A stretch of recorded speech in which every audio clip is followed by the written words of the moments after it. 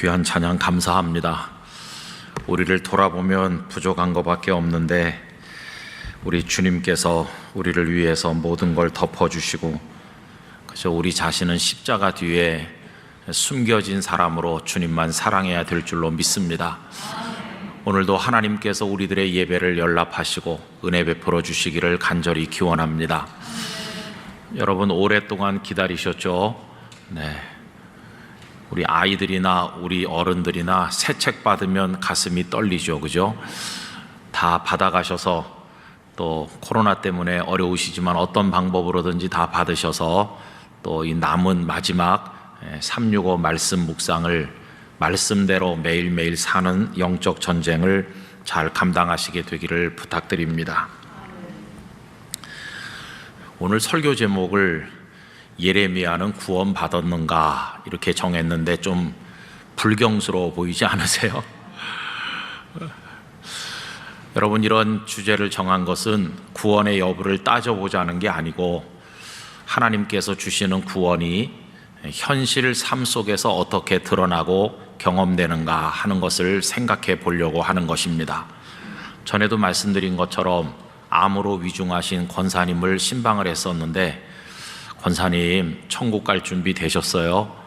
구원의 확신 있으세요? 하니까 눈물 주르르 흘리면서 평생 교회 다니시고 권사님까지 되신 분이 준비 안 됐다고 하셨어요. 너무나 마음이 안타깝잖아요. 그래서 마치 새신자인 것처럼 복음의 진리를 처음부터 다 말씀드리고 간절하게 기도했습니다. 그리고 며칠 후에 다시 갔더니 권사님 얼굴이 얼마나 편안해 보이는지, 목사님 저 천국 갈 준비 됐어요. 오늘 부르셔도 갈 수 있어요. 마지막 기도를 하고 며칠 후에 하나님께로 가셨습니다. 여러분, 이때 말하는 구원은 뭘까요? 그거는 하나님의 자녀가 돼서 영원한 생명의 나라 천국에 들어가는 걸 말하는 겁니다.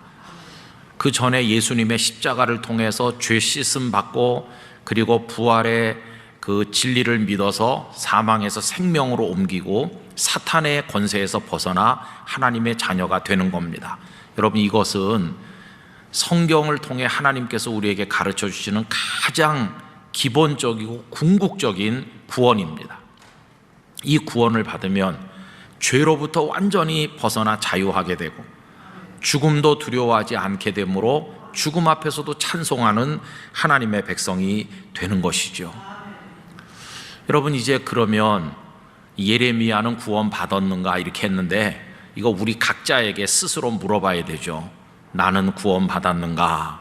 우리 영락교회 성도님들은 어떻게 대답하시겠어요?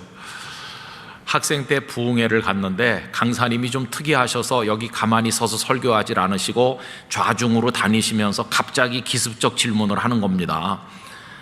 어렸을 때 선생님 다가오면 무서워서 고개 숙이는 것 같이 성도들이 다 이렇게 목사님을 피해요. 그런데 갑자기 이렇게 하면서 구원 받았소? 이렇게 하니까 앞에 대부분 장로님, 권사님들이 앉아 계시는데 이 어르신들이 평생 신앙생활 했는데도 얼버무리시면서 모기 소리 같이 대답을 잘 못하시는 거예요.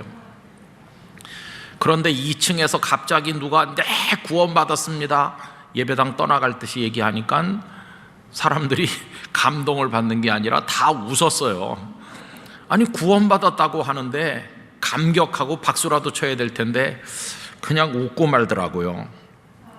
여러분, 왜 우리는 몇십 년을 주여 주여 하는데도 구원 받았소 그러면 잘 모른다고 그러거나 얼버무리거나 왜 그럴까요? 거기에는 이유가 있다고 생각합니다. 그 죄와 죽음과 사탄에게서 구원받았다고 하는 게 좀 너무 추상적인 것 같고 막연하게 여겨지는 게 그 이유 중에 하나입니다. 여러분, 죄만 해도요, 이게 무게를 달 수 있다면 좀 다를 것 같아요. 내가 예수님을 믿기 전에 죄가 100톤이었는데 예수님을 딱 믿고 나니까 제로로 변했더라. 와, 정말이네 이게.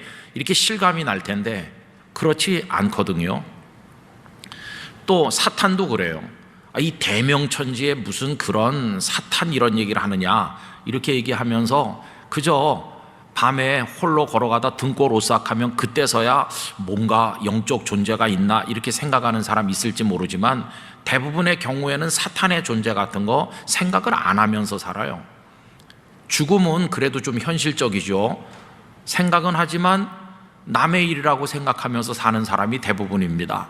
그저 중병을 앓는 분이나 죽음을 생각할까, 건강한 보통 사람들은 자기 일로 여기지를 않고, 코로나 전에 마음대로 우리 문상할 때 보면은 초상집에 가서 돼지 수육 계속 주문해서 많이 먹는 사람들 있잖아요.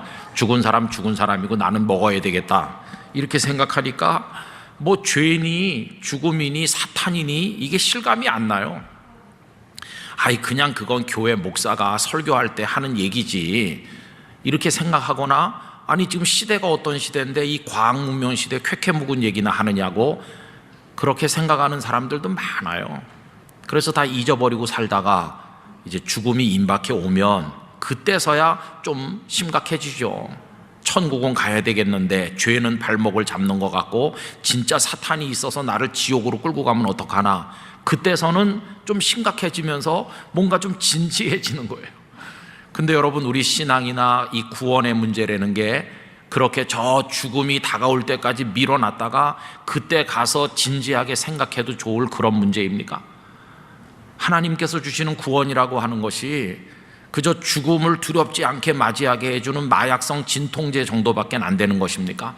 만약에 그렇다고 한다면 이렇게 애써서 예배당에 왔다 갔다 할 필요가 없이 그냥 마음대로 살다가 그때 가서 그때 와서 하나님 부르면 될 거 아니겠어요?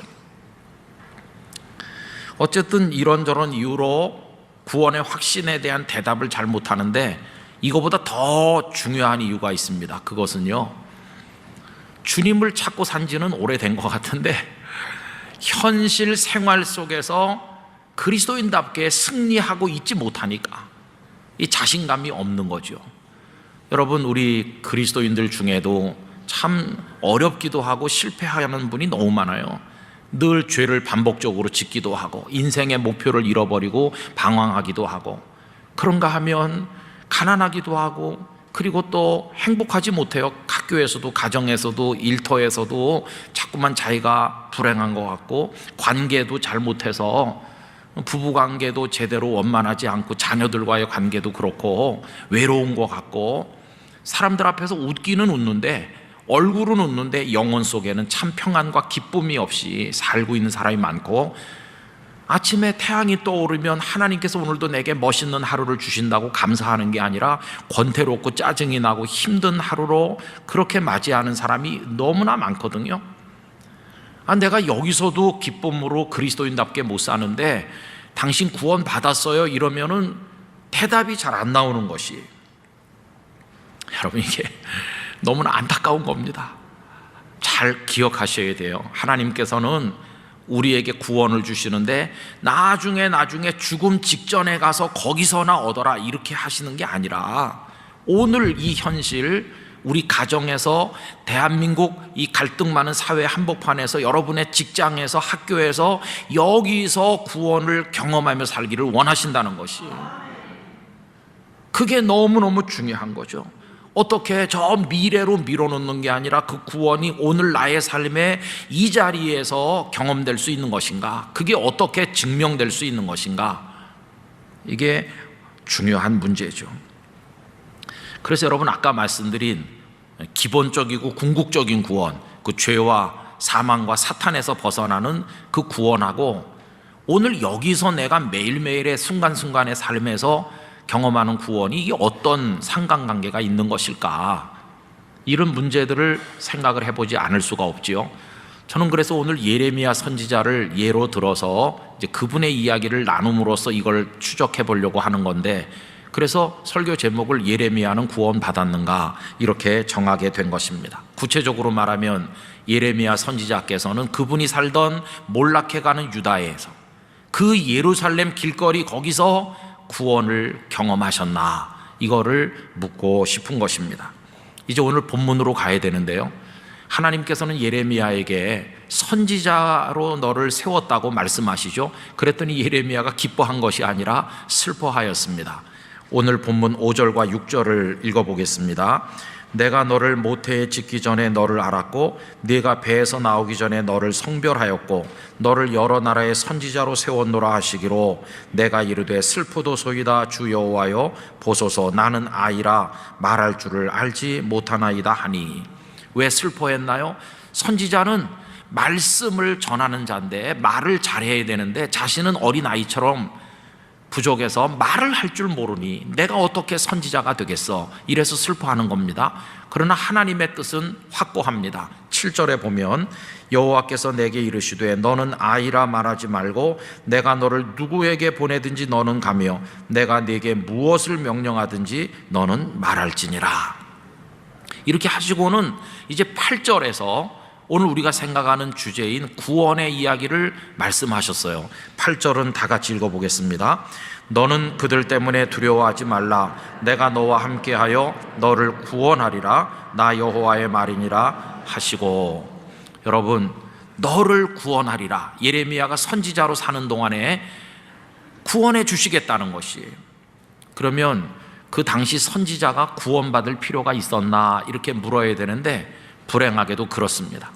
그때 유다는 몰락해가는 지경이고 왕도 방백도 백성도 다 악하고 타락하고 부패했고 하나님을 떠나서 우상숭배자거든요.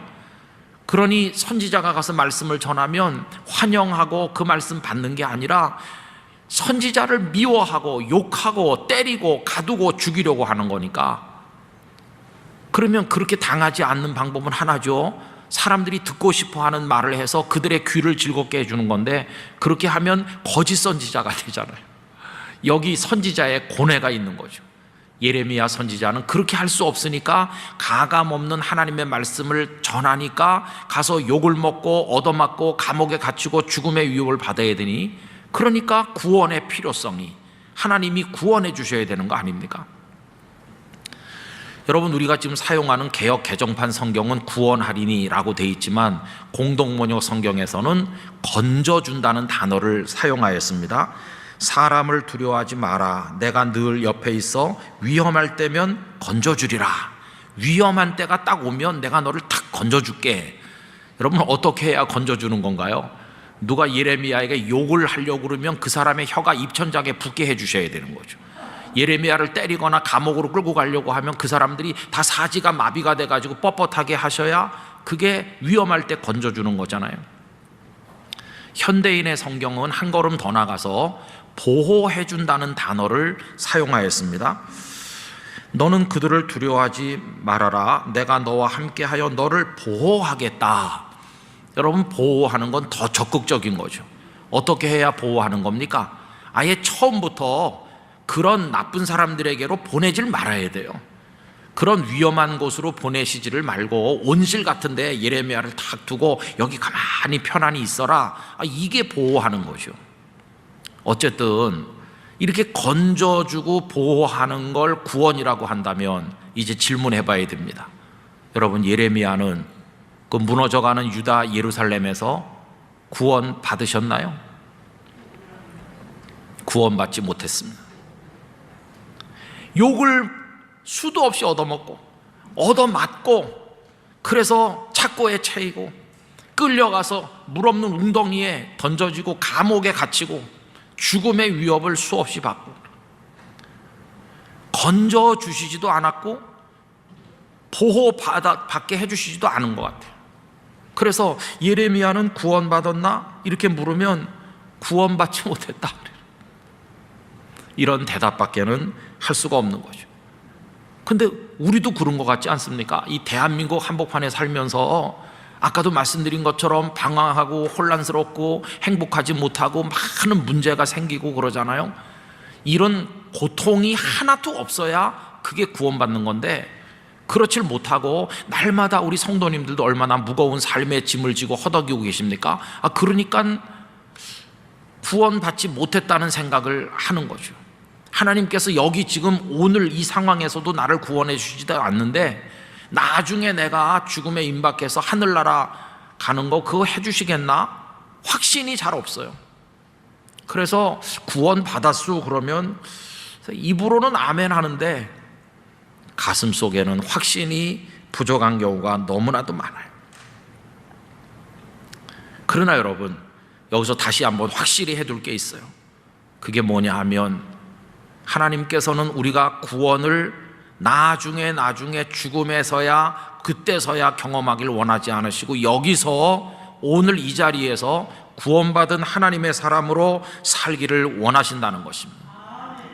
그리고 여기서 우리의 구원이 확인되어야 한다는 것입니다. 그러면 그 미래적인 그 근본적 구원이 오늘 현실적 구원으로 어떻게 구현될 수 있는가? 이걸 이제 예레미야 이야기를 통해서 다시 보는 건데, 그럼 여러분, 예레미야가 욕도 얻어먹고 매 맞고 갇혔으니까 구원받지 못했다 이렇게 말씀드렸는데요. 그래서 예레미야 그 다음에 어떻게 됐습니까? 그래서 하나님 앞에 서 있던 그가 그냥 쓰러졌나요? 인생을 포기했나요? 하나님을 버리고 그냥 사명이고 뭐고 다 던져버리고 도망갔습니까? 그건 아니더라는 것이에요. 그는 그 어려움 속에 서 있으면서도 넘어지지 않았습니다. 그 속에서도 견디었고 버틴 거예요. 거기서도 사명을 완수하였습니다. 듣든지 안 듣든지 하나님의 말씀이 이러하시다 그러면서 가서 전했고, 그러면서 나중에 애굽에까지 끌려갔는데 거기서도 하나님의 말씀을 전하셨어요. 자신의 길을 끝까지 완주하셨어요. 그분은 구원받지 못한 것처럼 보였으나 결코 실패하지는 않으셨다는 걸 성경이 가르쳐주고 있습니다. 그래서 예레미야는 다 이루었습니다, 하나님, 그렇게 말할 수 있는 인생을 우리 앞에 보여주시는 거죠. 여러분, 여기서 우리는 또 하나의 구원의 모습을 발견합니다. 그것은 욕도 얻어먹지도 않고 매도 맞지도 않고 감옥에 가지도 않고 내가 원하는 게 다 되는 거, 그런 구원이 아니라, 욕 얻어먹지만 어려움도 많지만 고난이 많지만 하나님 앞에서 끝까지 믿음 지키고 사명 감당하고 내 가정 지키고 자녀들 키우고 내 일터를 지키고 그리스도인으로 끝까지 살아가는 거, 그게 구원이라는 것을 깨닫게 되는 것이, 그게 오늘 여기서 우리가 경험하는 구원임을 알려주시는 것입니다. 아파하면서도 눈물을 줄줄 흘리면서도 예레미야도 울면서 그러면서도 내게 주어진 사명, 내 믿음, 내 인생을 끝까지 지키는 거, 여러분, 그게 구원인 것이에요. 그러면 이제 우리 질문을 다시 해봐야 돼요. 예레미야는 구원 받았는가? 여러분, 예레미야는 멋진 구원을 받은 것이죠. 그 사명을 완수하셨으니까요. 여러분, 생각해 보세요. 그가 이 구원을 받고 그 사명을 끝까지 쓰러지지 않고 감당했다는 거 뭘 증명해 주냐 하면, 그분이 하나님과 연합된 하나님의 사람, 궁극적 구원을 받은 사람이라는 걸 증명해 주는 겁니다. 하나님과 연합된 하나님의 사람이 아니라면, 궁극적 구원을 받은 사람이 아니라면 어떻게 매를 맞으면서도 계속 하나님을 말하고 감옥에 가서도 어떻게 말씀을 선포할 수 있겠어요? 그거 못하는 거죠. 그런데 그 어려움 속에서도 그걸 해내고 있다고 하는 것은 예레미야가 하나님의 손에 붙들린 구원받은 사람이라는 걸 아주 명백하게 증명해 주는 것이에요. 그래서 예레미야는 구원받았는가? 이렇게 묻는다면 예레미야 선지자는요, 영원한 하나님의 사람으로 구원받은 분이시고, 그것을 그 어려운 현실에서 끝까지 사명자로 살면서 그걸 증명해서 모든 사람에게 보여주었다고 말할 수 있습니다. 우리가 하나님을 경외하고 예수님을 믿어서 신앙의 복을 받는 이 축복의 절정은 언젠가 아무 어려움도 없이 평안할 때가 아니라 고통이 가장 깊을 때라는 사실을 깨달아야 됩니다. 여러분, 그 모델이 예수님이세요. 예수님께서 십자가에 달리셔서 위대한 승리를 선포하셨죠. 그게 뭡니까? 다 이루었다 이렇게 하셨죠. 그런데 그 다 이루었다고 말씀할 때 어떤 때였습니까? 더 이상 빠질 물도 피도 없이 다 흘렸을 때, 고통이 너무 클 때, 죽음이 여기까지 왔을 때, 가장 견디기 어려운 그 순간이 다 이루었다고 승리하는 순간이었습니다. 십자가에서 뛰어내려오셔서 그 적들을 제압을 하는 순간이 승리의 순간이 아니라 가장 어려울 때가 주님께서 승리하신 순간이었어요. 구원과 승리는 아픔이 사라질 때 얻는 것이 아니라 가장 아파서 비명 지르며 눈물 쏟을 때 거기서 경험되는 역설이 예수님에게서 보여지는 것입니다. 여러분, 우리 주님께서 숨을 거두시면서 다 이루었다고 말씀하는 그 순간은요, 바로 지금 주님이 부활로 나아가고 계시다는 걸 보여주는 것입니다. 죽음에서 승리를 선언하시고 부활로 나가시는 그 모습이야말로 그분이 하나님의 아들이심을 온 세상에 증명하는 순간이었습니다. 예수님께서는 당신이 하나님의 아들 되심을 십자가에서 뛰어내려오셔서 적들을 물리치심으로써 증명하신 게 아니라 거기서 아파하시고 거기서 물과 피를 쏟으시고 거기서 고통받으시면서 거기서 다 이루었다고 하심으로써 진정한 하나님의 아들이시라는 걸 알려주셨습니다. 여러분이 놀라운 비밀을 터득한 분이 있었죠. 그게 누구냐 하면 무슨 대제사장이나 서기관들이 아니라 그 처형을 진두지휘했던 로마 백부장이었어요.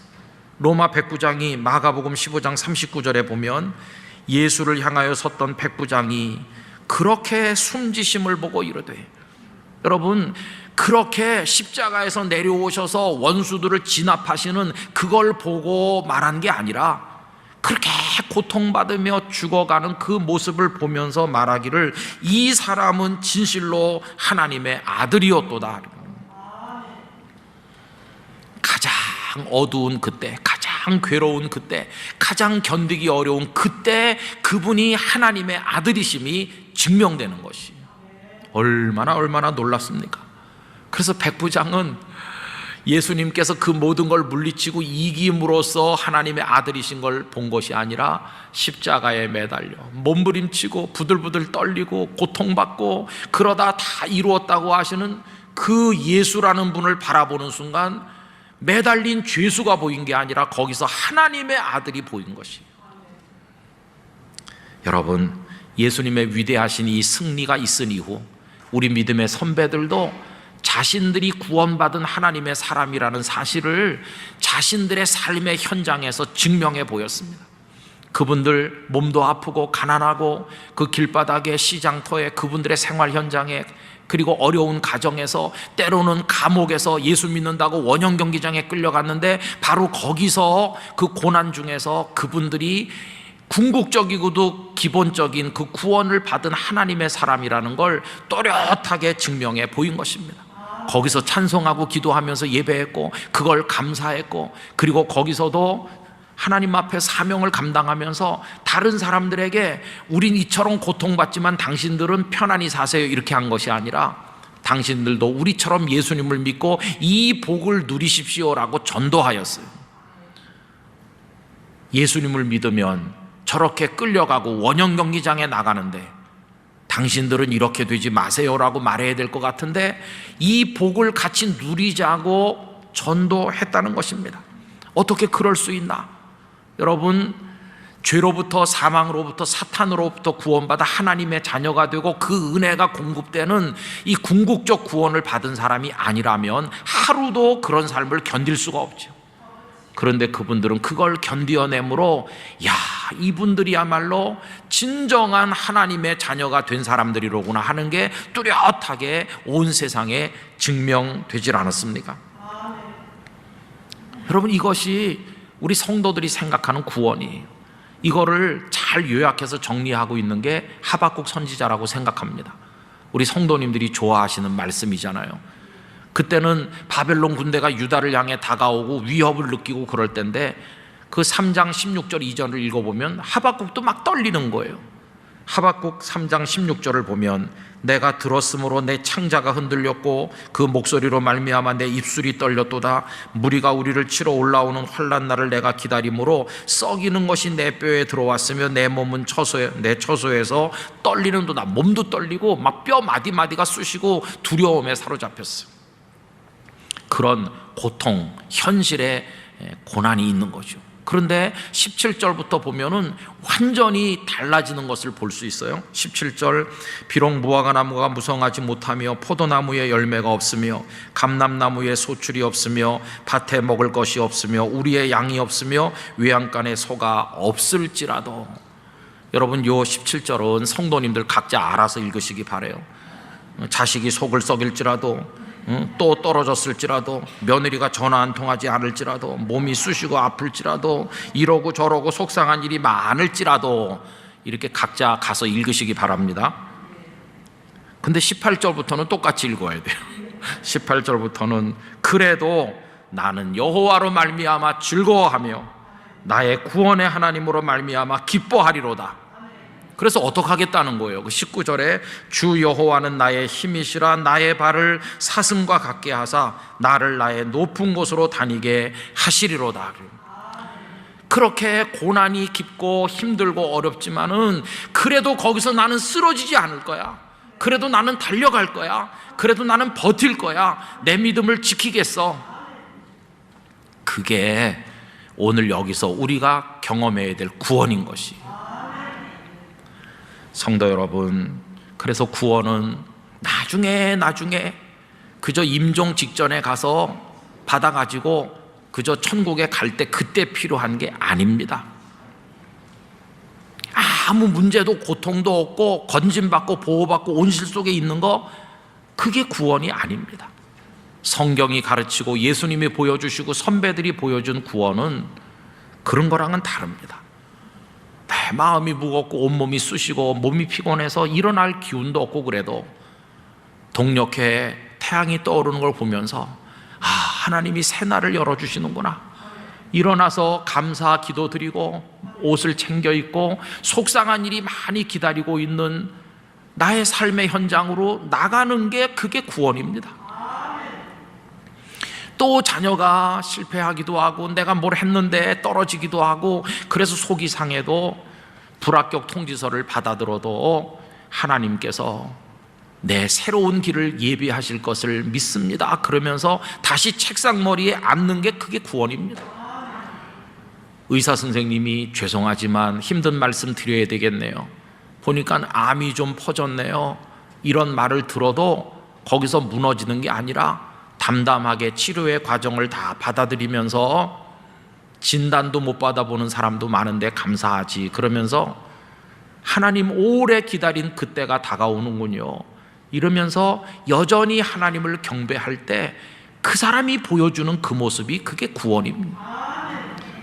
여러분, 세상의 뉴스, 우리 귀를 시끄럽게 하고 영혼을 뒤집어 놓는 속상한 뉴스가 많지만 그거보다 내 귀에는 하나님의 세미한 음성이 더 잘 들리게 해주신 게 감사해서 세상이 요지경일지라도 내 마음에 하나님의 말씀을 음미하고 묵상하며 살 때 그게 구원의 모습인 것입니다. 코로나가 언제 끝날지 모르고 너무나 살기 힘들고 그런 상황에 우리 있지만 주님 괜찮아요. 오늘도 나 여기 있고 주님 나 사랑하시고 내가 오늘도 주님을 생각할 수 있는 것만으로도 감사해요. 오늘도 저는 작은 에녹이 되겠습니다. 이러면서 속상한 일이 많지만 찬송을 부르는 그 모습이 그게 구원인 것이에요. 하나님은 나를 구원해 주지 않나? 아니요. 예레미야를 구원하시지 않았나? 아니요. 예레미야가 거기서 버티고 끝까지 구원받은 하나님의 사람이라는 걸 세상 앞에 증명해 보일 수 있도록 해주신 게 그게 구원이었어요. 그 하나님께서 오늘 우리도 이 상황에서 그렇게 우리가 근본적 구원을 받은 하나님의 자녀라는 걸 증명할 수 있도록 도우실 텐데 그게 오늘 여기서 받는 구원의 은혜인 것입니다. 그렇게 살다 보면 우리의 마지막 호흡을 하는 순간이 오겠죠.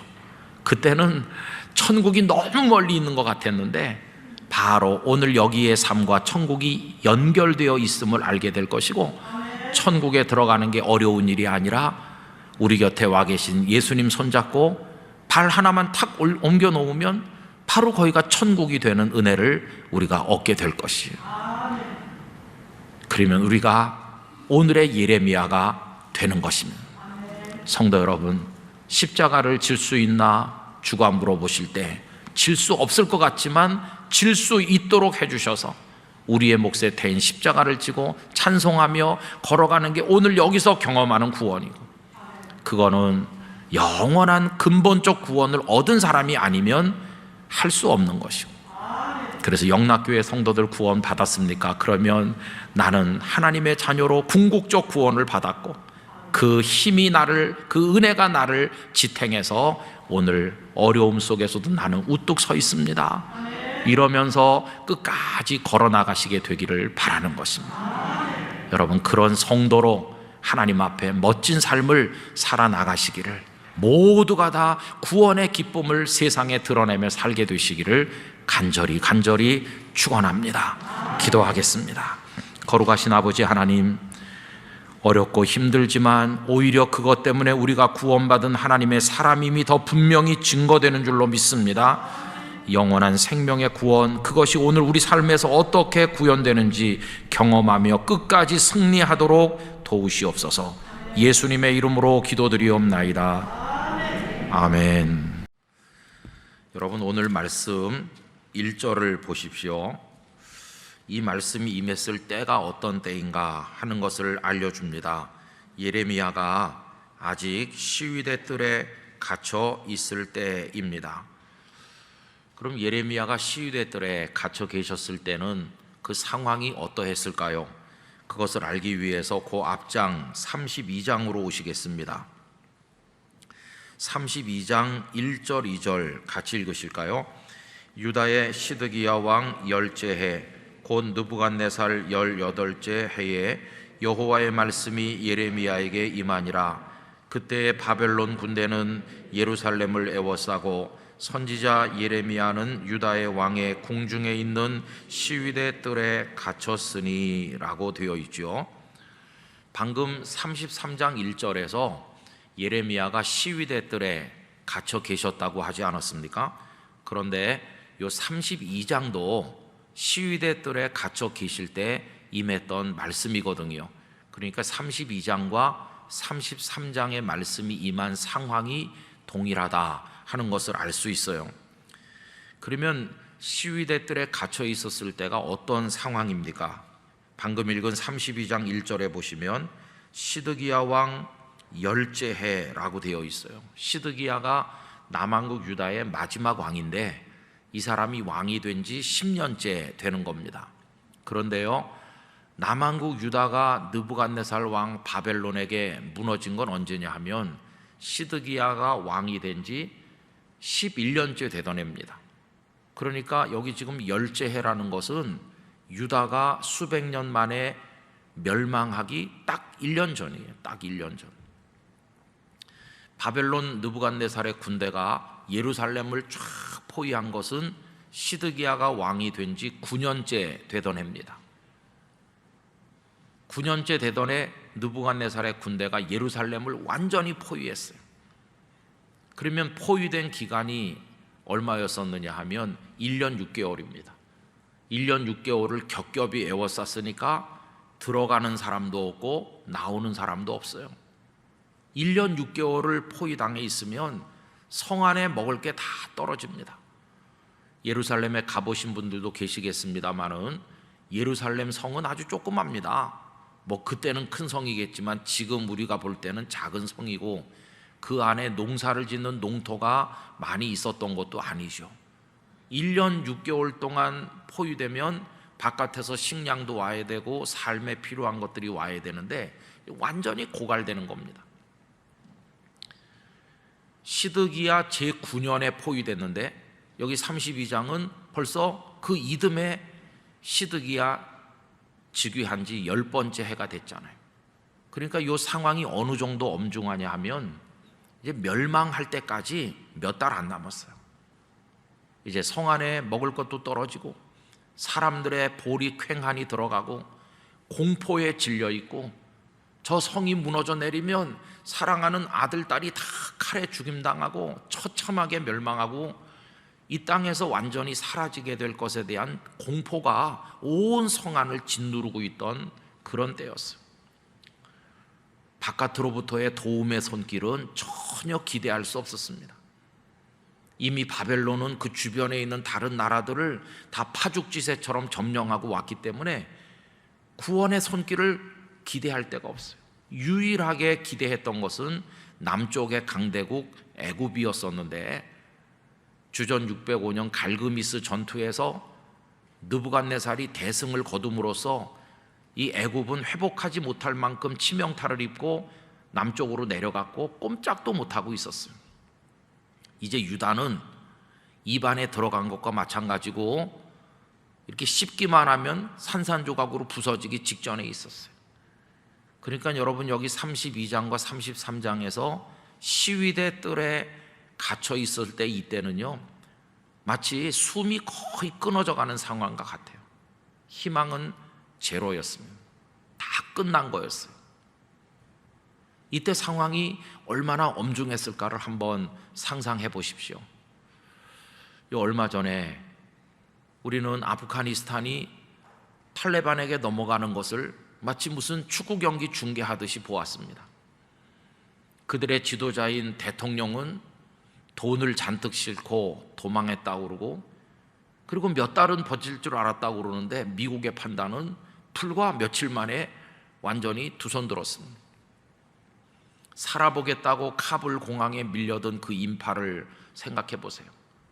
그래도 힘 있는 나라들은 자국의 백성들 또 자기들과 연관된 아프가니스탄의 국민들을 비행기를 보내서 실어오기도 했지만 그 비행기에 좀 타보려고 매달렸다가 떨어져 죽은 사람들 이야기들도 여러분 보시지 않았어요? 이게 얼마나 절박한 것일까요? 우리나라도 6.25 전쟁 때 저 흥남 부두에서 떠나는 미군 군함에 타기 위해서 몰려들었던 그 사람들의 이야기를 우리는 알고 있지 않습니까? 지금 유다는 거의 숨이 끊어져 가는 상황이에요. 그래도 시드기야 왕이 예레미야를 그런 대로 귀하게 여겨서 시위대 뜰에다 가둬놓고 그 성에 떡이 떨어질 때까지는 예레미야에게도 떡을 나눠줬다고 그랬죠. 이렇게 절박한 상황이에요. 그런데 참 놀라운 것은 그런 상황에서 하나님 뭐라고 말씀하십니까? 여러분 오늘 읽은 33장 3절을 다시 한번 보시기 바랍니다. 너는 내게 부르짖으라. 내가 네게 응답하겠다. 네가 알지 못하는 크고 은밀한 일을 네게 보이리라.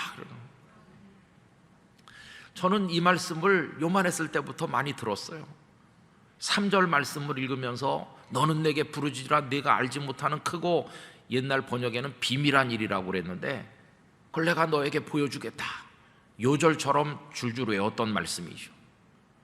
그런데 앞뒤 정황을 생각을 해보면서 이 말씀을 다시 읽으니까 이게 상상도 못할 말씀이라는 생각이 들어요. 이제 다 끝났는데 이제 무슨 기도를 하라는 말이에요. 다 끝났는데 언제 성이 무너지고 적군의 말발굽알에 짓밟힐지 모르는 희망 제로의 상황에서 하나님은 무슨 기도를 하라고 하시나, 이런 상황이죠. 더군다나 하나님께서는 크고 은밀한 일을 보여주신다는 거예요. 이해가 안 됐을 것 같아요. 상식적으로 말씀하시려면 이렇게 말씀하는 게 훨씬 나아요. 부르짖어 봐라. 너희가 부르짖는다고 응답할 줄 아느냐? 끝났어. 차라리 이렇게 말씀하시는 게 상식에 맞죠. 그런데 하나님께서는 희망이라고는 전혀 없는 상황에서 부르짖으라고 하시는 분이세요. 이 말씀을 읽는 순간 큰 깨달음이 왔습니다. 우리가 주변 상황을 설명하면서 우리 가정은 이게 어렵고 우리 교회는 저게 어렵고 우리 사회는 이렇고 저렇고 하니까 이젠 끝났어, 우린 이렇게 말하면서 부르짖는 것조차 우리는 포기할 때가 많은데, 여러분 하나님께서는 희망이 제로인 상황에서 부르짖으라고 말씀하시는 거예요. 그러니까 우리 영락교회 성도들은 부르짖는 기도의 사람이 되시기를 바라는 것입니다. 이런 상황에서 무슨 기도를 한단 말인가? 근데 하나님은 부르짖으라 하시는 거예요. 그것도 네가 열심히 부르짖으면 나 좀 도와줄게, 그런 정도의 이야기가 아니, 크고 은밀한 일을 보여준다는 거예요. 조그마한 일을 보여주시는 게 아니에요. 우리 상식으로 판단될 수 있을 정도, 예상할 수 있는 정도의 일을 보여주시겠다는 것이 아니라 너는 상상도 못할 깜짝 놀랄 일을 너에게 보여주겠다. 그걸 지금 말씀하는 거죠. 그럼 여러분, 하나님께서 보여주시겠다고 작정하신 그 깜짝 놀랄 크고 은밀한 일이 뭘까요? 거기 다음에 4절과 5절은요, 내가 죄악에 대한 징벌로 이 예루살렘을 헐고 파괴하고 무너뜨린다 하는 말씀이 나와요. 그러나 이제 하나님이 준비하시는 크고 은밀한 일이 6절부터 나옵니다. 6절부터 보십시오. 그러나, 여러분이 그러나가 은총의 그러나입니다. 너희들이 죄가 많고 그래서 내가 너희들을 향해서 진노하고 채찍으로 너희들을 쳤다. 그러나 이렇게 하시는 거예요. 너희들은 포위당했고 성중에 먹을 것도 다 떨어져 가고 이제 희망이 없다. 그러나 이렇게 하시는 것이, 여러분이 놀라운 은총의 그러나가 우리에게도 임하기를 간절히 기원합니다. 그러나 보라 이렇게 하시면서 내가 이 성읍을 치료하며 고쳐 낫게 하고 평안과 진실이 풍성함을 그들에게 나타낼 것이며 내가 유다의 포로와 이스라엘의 포로를 돌아오게 하여 그들을 처음과 같이 세울 것이며, 여러분 아직 성이 무너지지 않았어요. 이제 조금 남은 건데 포로에서 돌아오는 건 언제 일입니까? 그 성이 완전히 무너지고 죽을 사람 죽고 끌려갈 사람 끌려가고 수십 년 세월이 흐른 그 다음에 포로가 돌아오는 거 아니에요? 그럼 지금 하나님은 어떤 말씀을 하시는 것입니까? 나중에 있을 일을 지금 땡겨서 말씀하시는 거예요. 아직 망하지 않고 조금 남아있는데 하나님은 그 다음에 회복될 일을 벌써 준비하고 계시다는 걸 알려주시는 것이, 여러분 하나님은 벌써 다 준비하고 계시죠. 포로들이 돌아와서 예루살렘 성전을 다시 재건하고 예루살렘이 북적대고 부흥될 것을 벌써 말씀하시죠. 그래서 거기 8절을 계속 읽어보면 내가 그들을 내게 범한 그 모든 죄악에서 정하게 하며 그들이 내게 범하며 내게 행한 모든 죄악을 사할 것이라. 이 성읍 예루살렘이 세계 열방 앞에서 나의 기쁜 이름이 될 것이며 찬송과 영광이 될 것이요 그들은 내가 이 백성에게 베푼 모든 복을 들을 것이요 내가 이 성읍에 베푼 모든 복과 모든 평안으로 말미암아 두려워하며 떨리라. 이렇게 말씀하셨습니다. 여러분 오늘 오후에 저는 이 말씀을 들여다보고 생각하면서 하나님께서는 우리가 상상할 수 있는 정도의 일을 준비하고 계신 분이 아니시라는 걸 다시 한번 생각하게 됐어요. 하나님은 우리가 생각하는 것보다 훨씬 크신 분이십니다. 훨씬 위대하신 분이십니다. 그래서 우린 찬송하죠. 주님의 높고 위대하심을 찬송하지 않습니까? 우리는 한 100원쯤 줄라나 이렇게 기도하면서 손을 내미는데 하나님은 1억만금을 주시는 것이, 그게 하나님이세요. 하나님은 어떤 분이시기 때문에 그렇습니까? 여러분 오늘 본문 2절을 다 같이 읽어보도록 하겠습니다. 2절요. 이를 행하시는 여호와, 그것을 만들며 성취하시는 여호와, 그의 이름을 여호와라 하는 이가 이와 같이 이르시도다. 아멘. 일을 행하시는 여호와라고요. 그 일을 만들며 성취하시는 여호와라고. 여러분 하나님께서는 희망 없어 보이는 우리 개개인을 위하여, 우리 가정과 교회를 위해서, 이 대한민국과 한국 교회를 위해서 아름다운 일을 지금 만들고 계신 줄로 믿습니다. 그것이 뭔지 우린 알 수 없어요. 그러나 크고 은밀한 일일 것이 틀림없습니다. 그걸 우리가 기대해야 되는 거죠. 하나님을 믿는다는 게 뭔가? 이제 희망이 없어. 하나님도 어쩔 수 없을 거야. 이건 하나님을 안 믿는 것이고, 하나님을 믿는다는 것은 희망이 하나도 없는 것 같지만 하나님께서는 우리를 위해서 일을 만들고 계신 줄 믿습니다. 이게 하나님을 믿는 것이. 그래서 저도 많이 자책했어요. 하나님을 믿지 않았구나.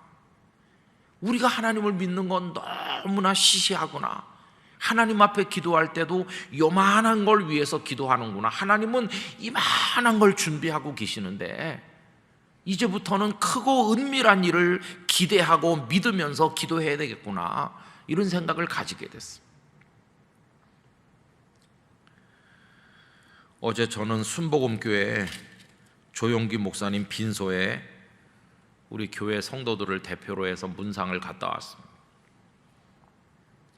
근데 다 아시는 얘기지만은 참 하나님께서 하시는 일이 놀랍죠. 조 목사님이 86세로 세상을 떠나셨는데 전 이번에 느낀 게 참 많아요. 그러면서 옛날 일도 많이 생각났습니다. 그분이 서대문에서 목회하실 때 30대 팔팔하실 때 그때 제가 많이 아팠었다는 거 여러분 아시잖아요. 중학교 3학년 고등학교 입시도 다가오는데 공부를 해야 되는데 학교도 못 가고 있으니 말도 제대로 못하죠. 얼굴이 이렇게 돌아가가지고 발음이 정확하지 않고 몸도 이상하게 굳어버렸고, 그래서 처음에는 뭐 병원의 의사 선생님들이 날 고칠 거야 한두 달은 그렇게 기대했죠. 그런데 여러 병원을 전전해도 정확한 원인을 알지 못했을 때 굉장히 절망했죠. 4월달, 5월달, 6월달 이렇게 지나면서 절망은 커지고 점점 낭망하게 됐죠. 그때는 무슨 생각이었는지 아세요? 하나님, 제가요 뭐 대단한 인생을 안 살아도 좋아요. 그냥 이렇게 얼굴이 좀 똑바로 돼갖고 말이라도 좀 바르게 할 수 있게 해주세요. 그때는 기대하는 게 그런 거였어요. 나중에는 뭐 학교 같은 거 안 다녀도 좋아요. 그냥 중학교 중퇴도 좋아요. 그냥 말이라도 좀 똑바로 하고 물 마시면 물이라도 좀 목구멍으로 제대로 넘어가고 좀 그렇게 살게 해주세요. 그렇게 기도했어요. 여러분, 하나님께서 저의 기도를 내려다보실 때 무슨 생각이 드셨겠어요? 부자이신 하나님 앞에 와가지고 제가 10원만 주세요 그러는 것과 똑같잖아요. 참 믿음이 없는 거예요. 기도를 하긴 하는데 그렇게 기도했어요. 하나님께 대한 기대가 조금 했어요. 그런데 하나님께서는 그래, 너 말할 수 있게 해주고 음식과 물이 목구멍으로 똑바로 넘어가게 해줄게. 그렇게만 해주시고 손 떼셨나요? 아니에요. 하나님께서는 저에게 완전한 회복과 더불어 건강하게 하셨어요. 비록 여기 수술도 하고 그랬지만 지금도 제가 뭐 매일같이 자리 보존하고 알아 눕습니까? 멀쩡하게 이렇게 열심히 뛰어다니고 있잖아요. 지금까지도 이렇게 하게 하셨어요. 그리고 또 공부도 계속하게 하셨어요. 그리고 목사까지 되게 해주셨어요. 나는 요만한 걸 기도했는데 하나님은 크고 은밀한 계획을 다 가지고 계셨던 것이, 그걸 저에게 주신 것이. 그때 그 조 목사님 목회하던 그 교회 가서 수요일 날 저녁에 기도하면서 그 목사님께서 오늘 저녁에 온 사람들 중에 얼굴 또 상체 이런 데 아픈 사람을 하나님이 고쳐주신다고 했다. 그런 사람 있으면 그 자리에 일어나 보라. 이렇게 했을 때 하나님은 저를 몸만 고쳐주시기로 작정하신 게 아니었어요. 저의 인생 전체를 하나님은 붙들고 계셨던 것이에요. 물론 몸이 다 나았어요. 하나님이 고쳐주신 것이지만 그 조 목사님이라는 분을 통해서 역사하셨기 때문에 제가 목사님 빈소에 가게 된 것이었어요. 하나님께서 어떤 때는 직접 역사하기도 하시고 어떤 책을 통해서 깨닫게 하기도 하시고 주변에 사랑하는 이들의 말을 통해서 은혜를 받게 하기도 하시고 목회자들의 설교를 통해 역사하기도 하시고 하나님 다양하게 역사하시는데 여러분, 하나님께 대한 기대가 너무 작잖아요. 저는 그 출애굽한 이스라엘 백성들이 홍해 앞에 가로막혔을 때 모세의 믿음이 정말 대단하다고 생각합니다. 뒤에서는 애국 군대가 병거 600승을 앞세우고 막 몰려오죠. 앞에는 망망대해죠. 이제 뭐 꼼짝없이 죽던지 어떻게 될 것, 그런 위기에 만났잖아요. 그런데 모세가 뭐라고 말합니까? 오늘 너희를 위해서 행하시는 구원을 보라는 것이. 그때 백성들이 무슨 생각을 했겠습니까? 다 죽는다고 아비규환이고 다 비명 지르고 두려워 떨고 울고불고 그러는 판인데, 모세는 무슨 기대를 가졌습니까? 오늘 너희를 위해서 행하시는 하나님의 구원을 보라. 모세는 하나님을 기대했어요. 하나님께서 놀라운 일을 우리를 위해 준비하고 이루실 줄 믿습니다. 이게 모세의 믿음이었어요. 여러분, 그 중에 누가 바다가 갈라져서 건너게 될 줄 알았을까요? 믿음이 그래도 상당한 사람이 있었다면 하나님께서 저 애굽 사람들 병거 바퀴를 빠지게 하실래나? 뭐 그런 기대를 했을지는 모르겠어요. 그러나 바다를 갈라서 건너게 하실 걸 미리 예상하고 있었던 사람은 한 사람도 없을 거예요. 그런데 하나님께서는 그렇게 하시지 않았습니까? 하나님은 큰 일을 계획하시고 만드시고 이루시는 능력의 하나님이시라는 걸 보여주셨잖아요. 일제 말기에 우리 동포들 중에 성도들은 이 나라가 독립될 수 있을까? 그렇게 기도하다가 처음에는 간절히 기도했는데 3.1 운동이 벌어질 때만 해도 교회 안에는 독립에 대한 꿈이 꽉 차 있었습니다. 그러나 3.1 운동이 실패한 것처럼 보이고 탄압이 많아지고 1920년, 30년대 되니까 교회 안에 희망의 불꽃이 다 사그러들었습니다. 1930년대를 넘어가면서 한국 교회 안에 두드러지게 나타난 현상은 내세를 사모하는 거였어요. 왜 다 내세를 사모했을까요? 이 땅에서는 희망이 없다고 생각하니까 내세를 사모하는 것입니다. 대표적인 분이 길선주 목사님이시죠. 길선주 목사님은 부흥회 다니실 때마다 요한계시록 강해를 많이 했습니다. 요한계시록 강해를 하면서 이 땅에서는 일본의 지배를 받으며 희망이 없지만 우리는 천국이 있지 않느냐, 이렇게 말했습니다. 하나님께서 이 땅에서 어떤 일을 하실 것인지에 대해서는 기대하지 않았어요.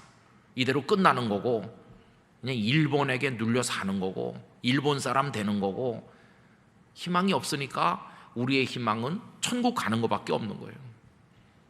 그래서 그런 종말론적인 경향이 30년대, 40년대 한국 교회 안에 굉장히 강하게 나타났어요. 그러면서 그 절망감이 어떻게 표출됐느냐 하면 많은 우국지사들, 믿음의 사람들이 변절하기 시작했어요. 그래서 일본에게 협력하기 시작했어요. 이 땅에서는 어쩔 수 없으니까. 무슨 해방 같은 거 기대하는 사람 별로 없었어요. 그러니까 다 변절하는 것입니다. 그렇게 충절이 뛰어났던 사람들이 희망 없다고 생각해서 다 일본과 손을 잡았어요. 오늘날 와서 친일파라고 비난을 받는 이들이 처음부터 친일파였던 건 아니었어요. 그런데 여러분, 어느 날 일본이 망한 거예요. 일본이 그때쯤 망할 거라고 다 기대를 가지고 생각을 했으면 누가 변절하겠습니까? 아무도 변절하지 않죠. 그런데 아무도 생각했지 못했던 크고 은밀한 일이 하나님의 손 안에서 이루어진 것이었어요. 어느 날 갑자기 해방됐어요. 믿을 수가 없는 일이 벌어진 것이에요. 여러분, 하나님께서는 이스라엘 백성들을 위해서는 홍해를 갈라주시더니 우리를 위해서는 어느 날 갑자기 해방을 주셨어요. 하나님 하시는 일은 그런 줄로 믿습니다. 지금 우리가 숨이 다 멎어가는 것 같아도 하나님의 크고 은밀한 일이 나타나기만 하면 엄청난 변화가 있을 것이라고 저는 기대합니다. 그걸 우리는 믿어야 되는 거죠. 그렇다고 한다면 오늘 저녁에 우리의 기도가 상식 수준의 기도여서는 안 되겠다는 생각이 드는 것이에요. 하나님은 나보다 조금 강하시고 나보다 조금 더 하실 수 있고, 그러니까 조금 더 기도하자, 내가 할 수 있는 것보다 조금 더 기도해야지. 그게 아니에요. 하나님께서는 우리가 상상도 못한 일을 준비하고 이루어 가시는 전능하신 하나님이신 줄로 믿습니다. 그 하나님을 바라봐야 되는 것입니다. 그래서 여러분, 저는 오늘도 이 말씀을 생각하면서 우리가 믿음이 없다는 생각을 많이 했어요. 주일날 모여서 예배하고 하나님을 부를 때는 믿는 것 같지만 여러분, 현실로 돌아가면 다 내 계산만 해보죠. 계산해 본 결과는 뭡니까? 언제나 적자죠. 언제나 부족하죠. 언제나 희망이 없죠. 하나님을 부르긴 부르는데 그 하나님이 도와주실 거라는 거는 안 믿는 경우가 많아요.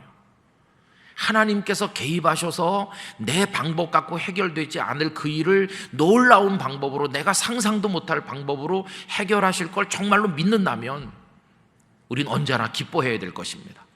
하나님이 계시기 때문이죠. 한국교회가 많이 어렵다고 하지만 이 판을 뒤집는 거 누가 할 수 있을까? 사람이 할 수 있을 거로 보이지 않아요. 그러나 하나님은 이대로 두시지 않을 것이라고 믿습니다. 오늘 제가 가족들과 이런 얘기를 했습니다. 지금 왜 우리 사회, 우리 한국교회 이렇게 어려워지고 있을까? 조용기 목사님, 분명히 하나님이 들어 쓰셨던 분이 틀림없어요. 사람의 힘으로 그런 교회를 이룰 수 없거든요. 하나님께서 들어 쓰셨던 분인 게 틀림없어요. 제가 체험했던 것도 그렇고. 그러면 이제 그분이 떠나셨잖아요. 그럼 그 다음에는 누가 그런 역사를 하면 되겠습니까? 엘리야가 떠난 다음에는 하나님께서 엘리사를 준비하셨는데, 뭐 우리 한국교회 훌륭한 영적 지도자들이 많이 떠나셨잖아요. 오카는 목사님도 돌아가셨고, 하용조 목사님도 돌아가셨고, 요 근간에 들어서만도 많은 분들이 돌아가셨잖아요. 별세 신앙을 가르치시던 이중표 목사님도 하늘나라에 가셨고, 뭐 조용기 목사님도 가셨고, 이렇게 다 가시잖아요. 그래서 많은 사람들이 둘러 앉아가지고 그런 지도자들이 다 떠나니까 이제는 그 자리가 비어가지고 안 되는 거다, 이렇게 말하는 분이 많잖아요. 그런데 제 마음속에 이런 생각이 드는 거예요. 왜 우리 한국교회 성도들은 그 빈자리를 채우는 역사를 나를 통해서 하실 거라는 기대는 왜 우리는 아무도 안 할까? 여러분, 저는 어떤 목사, 어떤 성도를 통해서 하나님께서 크고 은밀한 일을 이루시면 그분들보다 더 큰 일을 하도록 쓰실 것이라고 믿습니다. 그런데 그가 누군지 우린 모르는 거죠. 어쩌면 우리 자신일 수도 있는 거 아니겠어요? 하나님의 크고 은밀한 일이 우리에게 나타난다면 우린 오늘 이 시대 엘리야가 될 수도 있고 엘리사가 될 수도 있잖아요. 그런데 그런 일이 우리에게 일어날 거라는 기대는 우린 전혀 하지 않죠. 그건 우리에게는 안 일어나는 일이라고 아예 접어놓고 생각하잖아요. 그러면서 어디 좀 없나 이러잖아요. 여러분, 하나님의 크고 은밀한 일은 오늘날도 일어나는 것이고 그 일이 나한테도 일어날 수 있다고 하는 걸 믿고 그 가능성 앞에 무릎을 꿇어야 되는 것이죠. 하나님이 어떻게 우리 인생을 장악하시고 우리를 쓰실는지 아무도 알 수 없는 것이. 가끔 보면 어떤 별로 그렇게 뭐 대단해 보이지 않던 어떤 전도사님이나 그런 분이 나중에 크게 일하는 거 보면 성도들이 이렇게 말해요. 어이구, 옛날에 우리 교회에서 교육 전도사 할 때는 형편없더니 어떻게 그렇게 됐나? 이렇게 말해요. 여러분, 하나님이 크고 은밀한 일을 이루시면 다 그렇게 될 수 있는 것이에요. 그걸 누가 알겠습니까? 우리는 모르지만 하나님은 지금도 저나 여러분을 위해서, 영락교회를 위해서, 이 땅에 하나님의 의로운 일을 위해서 일을 만드시고 이루어가고 계신 줄로 믿습니다. 그걸 믿어야 되는 것이에요. 그리고 그 믿음의 근거에서 이 밤에 하나님 앞에 기도하시기를 바랍니다. 하나님, 많이도 구하지 않아요. 요만한 거 하나 주세요. 이렇게 구하지 말고 어차피 기도하는 건데 좀 크게 기도하세요. 믿고 크게 기도한다고 세금 고지서가 나오는 것도 아니고 경찰에서 오라고 부르지도 않아요. 어차피 기도할 건데 주님, 크고 은밀한 일을 저에게도 보여주세요. 우리 가정에도 보여주세요. 내 자녀에게도 나타나게 해주세요. 우리 교회에도 임하게 하여 주시옵소서. 그렇게 기도하는 것이, 저는 우리가 하나님을 좀 더 뜨겁게, 더 분명하고 확실하게 믿게 되기를 원합니다. 이 일이 막 꼬여가지고 희망이 없는 것 같아도 여러분, 하나님께 소망을 두시기를 원합니다. 하나님 어떻게 하실지 알 수 없어요. 저 아까 우리 가족들과 얘기하면서 이런 얘기도 끝에 했습니다. 우리가 나중에 몸이 많이 아플 때 이렇게 기도하잖아요. 하나님, 제가요 병원 의사도 뭐 어떻게 못할 것 같고 너무 많이 아프고 그런데 조금 안 아프게 해주세요 이렇게 기도하죠. 조금 믿음이 좋은 분은 저를 고쳐주세요 이렇게 기도하죠. 근데 하나님의 크고 은밀한 일은 어떻게 나타날 수 있다고 생각하세요? 고쳐주시는 걸로 나타날 수도 있지만, 얘야 죄 많은 세상에서 고생하지 말고 내 나라로 와라, 영생의 나라로 부르시는 것도 크고 은밀한 일이라고 믿습니다. 제가 그 얘기를 했어요, 우리 가족에게. 그것도 크고 은밀한 일이라고. 하나님의 모든 일에 대해서 우리 마음을 드려야 될 줄로 믿습니다. 저는 하나님께서 오늘까지 해방 이후 76년, 6.25 이후 지금 71년 아니에요. 얼마나 가난했고 잿더미가 됐고 다 부서졌고, 그리고 이 민족의 희망이 없었습니까? 상식적으로 하면 이 불과 몇십 년 만에 한강의 기적을 이루고 10위권의 경제 대국이 되고 이런 나라가 될 수가 없어요. 상식적으로 전 세계 어느 나라도 이걸 경험한 나라가 없어요. 후진국에서 선진국 되고 원조 받다 원조 주는 나라가 되고 이렇게 된 나라가 전 세계 한 나라도 없어요. 우리나라가 지금 경험하고 있는 것은 상식을 벗어난 하나님의 역사인 것이 우리가 지금 경험하고 있잖아요. 한국 교회가 선교 받은 지 얼마 안 되는데 이렇게 엄청난 선교사를 보내는 교회가 된 것도 이거 상식으로 설명할 수 없는 일이에요. 우리가 교만해져서 하나님께 등 돌리고 부귀영화 속에 욕망과 권력, 명예에 빠져서 그렇지, 우리가 정신을 차리고 다시 갈멜산의 엘리야의 제단처럼 기도의 제단을 쌓고 엎드린다면 하나님께서는 아무도 생각 못하는 일을 지금도 이루실 거라고 저는 믿습니다. 하나님께 회개하고 돌아가면 하나님은 하실 것이에요. 이 금요기도회가 몇 사람 못 나오고 이렇게 코로나로 제약을 받으면서 하지만 여러분들의 마음은 활짝 열리기를 바랍니다. 하나님 앞에 온전히 드려지는 마음이 되시기를 바랍니다. 가정에서 기도하는 성도들도 뜨겁게 기도하시기를 바랍니다. 여러분들에게 하나님의 크고 은밀한 일이 임하게 될 줄로 믿습니다. 소망을 가지고 기도하시기를 원하는 것입니다. 복음을 전도할 때도 그런 마음으로 전도하고, 설교하는 목사도 뭐 설교한다고 되겠어 이렇게 하면서 그냥 뭐 예배가 됐으니까 하는 거지 이렇게 하지 말고 저부터도 하나님께서 역사하실 줄 믿고 해야 된다고 생각합니다. 우리가 그렇게 해야 되겠습니다. 여러분, 우리가 믿을 때가 하나님 한 분밖에 어디 있습니까? 예레미야에게 성이 오늘 내일 하는 마지막 상황에서 크고 은밀한 일, 이 성이 부흥될 걸 말씀하시는 하나님의 음성을 우리가 읽었는데, 아무리 희망이 없어도 하나님은 아름다운 일을 준비하시는 거예요. 그러니 하나님이시죠. 그러니까 하나님이신 거예요. 우리가 그렇게 절망 속에 있는데 누가 와가지고 힘들지, 어렵겠어, 내가 봐도 어려울 것 같아, 각오해, 그러고 가면 하나님이십니까? 하나님이 아니죠. 그런데 죽어가는 우리에게 나는 너를 살릴 것이다, 죄 속에 빠진 우리에게 내가 너를 씻어 의롭게 할 것이다, 이 땅의 생명 속에서 허덕이는 우리에게 영원한 생명을 줄 것이다. 그러니까 하나님이시죠. 그러니까 하나님은 그런 분이세요. 하나님을 더 분명하게 믿어야 되겠습니다. 여러분, 말씀대로 365 하신 분들은 다 아실 텐데 이스라엘 백성들이 어떤 죄를 짓고 있습니까? 입으로는 하나님을 열심히 찾지만 화도 내리지 않고 복도 내리지 않는 하나님이라고 한다고 그랬죠. 종이 하나님. 하나님을 찾지만 정말 하나님이 복을 주거나 화를 주지 않고 그냥 있으나 마나한 하나님이라. 오늘 많은 성도들이 예배하고 하나님을 찾지만 정말 그분이 나에게 엄청난 일을 하실 거라는 건 기대하지 않고 있는, 하나님을 계산해서 빼놓고 있는 종이 하나님을 가지고 있는 이들이 얼마나 많은지 몰라요. 여러분, 하나님은 살아계신 하나님이세요. 우리 속에 역사하시는 하나님이십니다. 우리를 향한 하나님의 계획을 믿어야 되겠습니다. 하나님, 저에게 그걸 믿는 믿음을 주시옵소서. 지금까지 살아온 것보다 남은 여생 하나님이 나를 통해서 어떻게 역사하실는지 나는 그것을 바라고 기대하며 하나님의 손에 붙들린 사람이 되리라, 그런 마음을 가지고 기도하시기를 바라는 것입니다. 하나님께서 우리에게 은혜의 하늘을 열어주셔서 이 밤에 기도하실 때 힘을 주시기 원하고 믿음으로 기도하시기 바라고, 앞으로 여러분의 기도 생활과 하나님을 바라보는 믿음의 생활이 완전히 새로운 차원으로 발돋움 되시기를 간절히 축원합니다.